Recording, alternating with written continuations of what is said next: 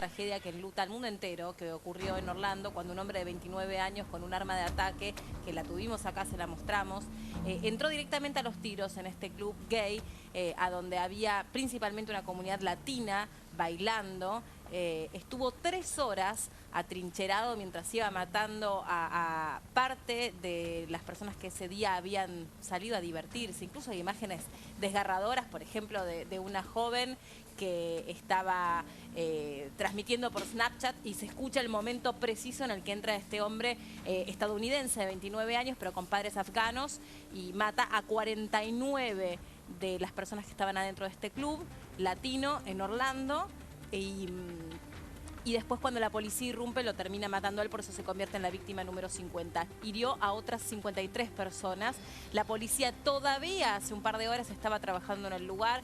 De hecho, durante varias horas el mismo boliche ofició como una especie de tanatorio donde estaban todos los cadáveres de las víctimas, a donde se le estaba practicando un examen de preautopsia. La verdad que, tal como titulan los diarios internacionales, desde el 11S es la peor tragedia que le toca vivir a los Estados Unidos.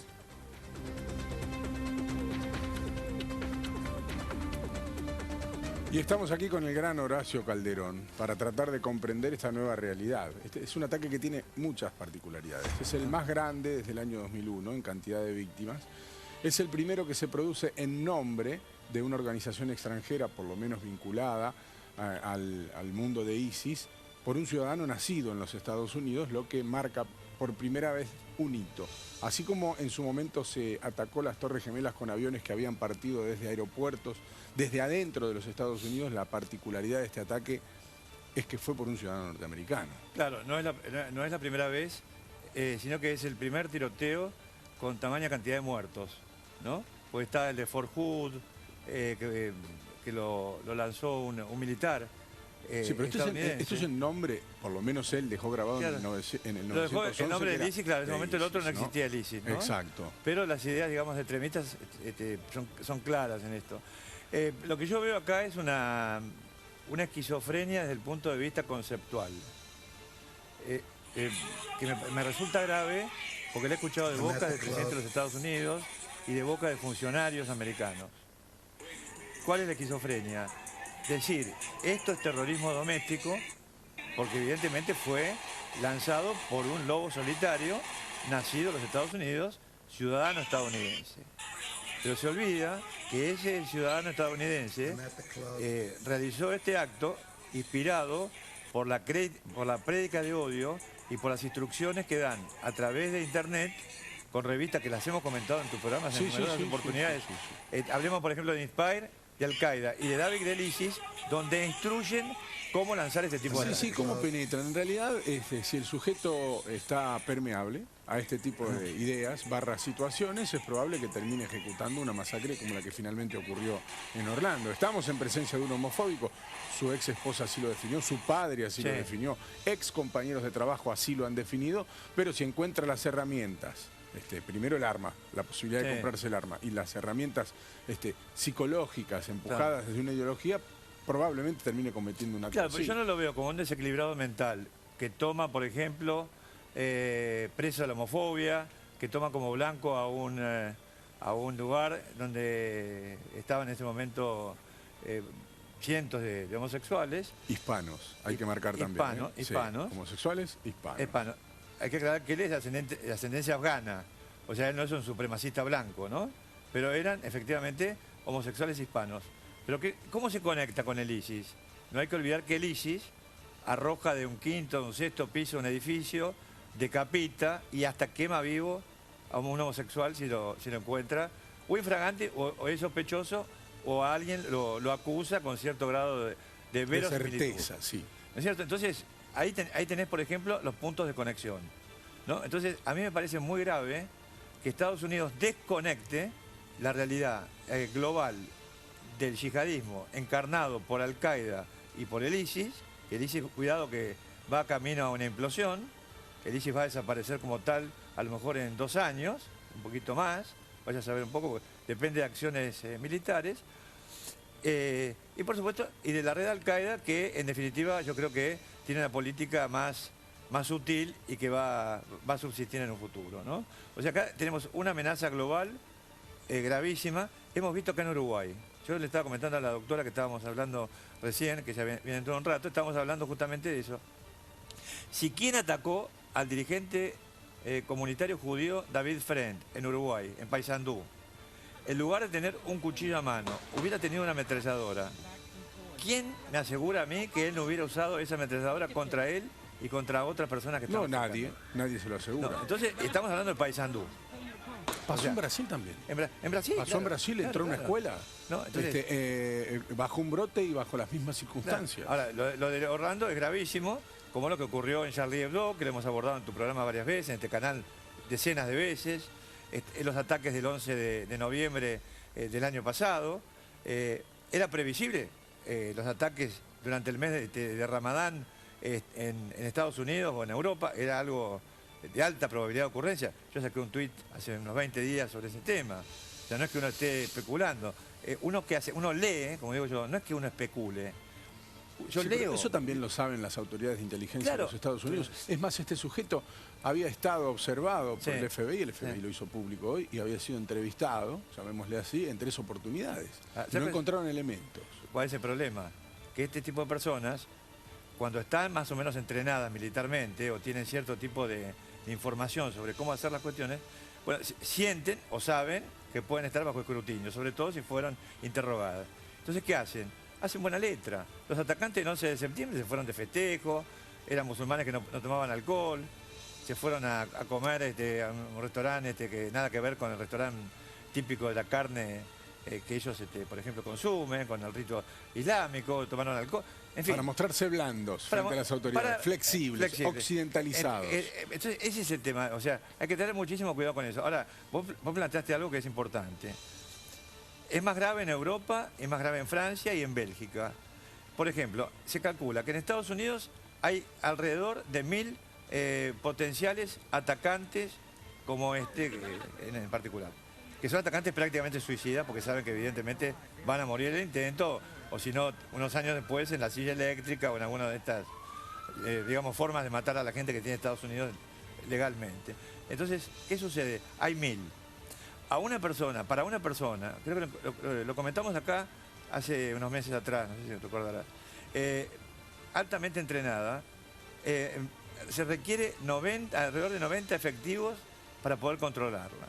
Entre las personas que lo siguen, que tienen un perímetro alrededor de la casa, que lo siguen en movimiento, que le interceptan los teléfonos, que analizan lo que esa persona está diciendo, etc. Si calculás, no digo 90 personas por esos 1000, pues no todos son iguales, necesitan 90.000 efectivos para controlar a 1000 yihadistas. Espérame un minuto que hubo repercusiones en todo el mundo. Meli y Guille, cuando se dio a conocer obviamente la noticia acerca de este terrible episodio en Orlando, los famosos se pronunciaron a través de las redes sociales y uno de los primeros en hacerlos a través de Twitter fue Ricky Martin, asegurando que el fácil acceso a las armas en los Estados Unidos promueve crímenes de odio e intolerancia y es hora de que el Congreso actúe. Entre otras cosas también Ricky Martin lo que decía es, arrancó el mensaje diciendo esto mismo: soy gay y no tengo miedo. El amor lo conquista absolutamente todo. También el presidente Obama, Justin Timberlake, en la cara del amor, del odio y la violencia, vamos a amarnos unos a otros. No nos dejaremos vencer por el miedo. Lady Gaga, también otra de las famosas que se pronunciaron en las redes sociales al momento de conocerse la noticia, diciendo: rezo por todas las víctimas de los familiares durante este tiroteo en epidemia, dice, claro, en masa. Exactamente. That their pain be, bueno, que el dolor sea, bueno, que haya compasión para el dolor y sustento, apoyo para del mundo entero. Bueno, Justin Timberlake también otro de los que dejó un mensaje muy sentido. Ahí estamos viendo varias de las personalidades de diferentes ámbitos, ¿no? De la música, de la televisión. Alessandra Rampolla, se me parte el corazón, rezando por Orlando. El amor es el amor. Oprah Winfrey, la gran conductora emblemática de la televisión norteamericana, #Orlando. Alejandro Sanz, uno de los cantantes latinos. Orlando, muy triste lo ocurrido. Todo mi cariño a las víctimas. La estrella de la música y la televisión también de la juventud, Hilary Duff. Estoy horrorizada viendo mirando las noticias. ¿Dónde quedó el amor en nuestro mundo? ¿A dónde se ha ido? Honestamente, no sé qué decir. Muy triste, todo tan mal, rezando por Orlando.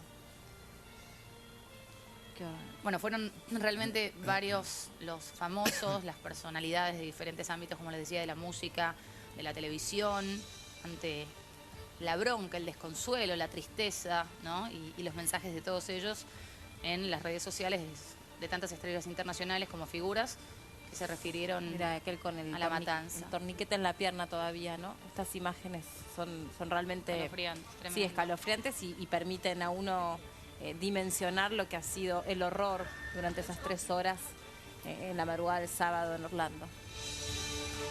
Estamos ante un mundo nuevo. El Papa Francisco habla de una tercera guerra mundial. Las víctimas de Occidente, por lo menos para los medios de comunicación, no valen lo mismo que las víctimas de los atentados que todos los días ocurren, donde ISIS está instalado.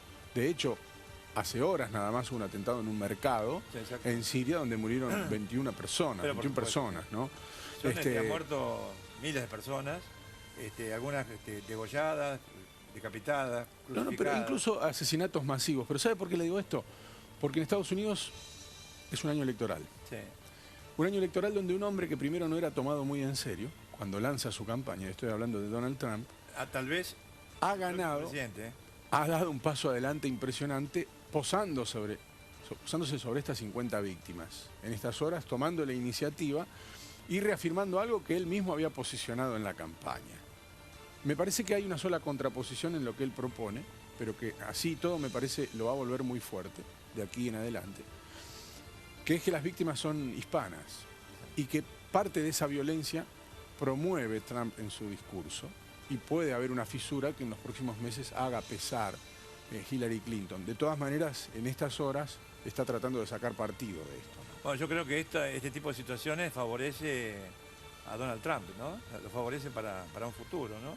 De manera tal que habrá que ver de qué manera repercute, porque estamos hablando que las elecciones van a ser en noviembre. O sea, en la memoria, este tipo de cuestiones, frente a hechos escabrosos a escala mundial, hace que el votante de alguna forma vaya olvidándose. O sea, todavía falta mucho, ¿no? Pero si uno dijera hoy, yo diría que Donald Trump con esto ha sumado muchos adeptos para su campaña, para su futura nominación posible, ¿no? Entiendo que usted debe decir en su casa, hay 50 muertos y están haciendo especulaciones políticas. No las hacemos nosotros.